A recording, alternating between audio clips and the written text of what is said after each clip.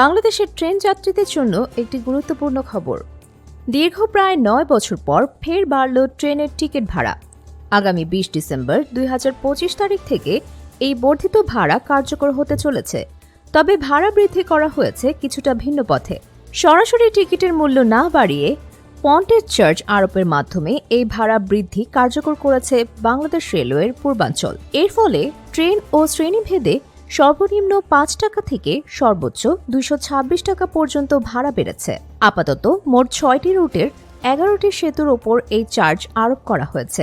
রুটগুলো হল ঢাকা চট্টগ্রাম, ঢাকা কক্সবাজার, ঢাকা সিলেট, চট্টগ্রাম সিলেট, চট্টগ্রাম জামালপুর এবং ঢাকা দেওয়ানগঞ্জ। রেলওয়ের পরিভাষায় কোনো রুটের সেতু বা অনুরূপ অবকাঠামো থাকলে ভাড়ার সঙ্গে যে অতিরিক্ত শুল্ক যোগ করা হয় তাকেই পন্টেজ চার্জ বলে। এই নিয়মে প্রতি ১০০ মিটার দীর্ঘ সেতুকে ২.৫ কিলোমিটার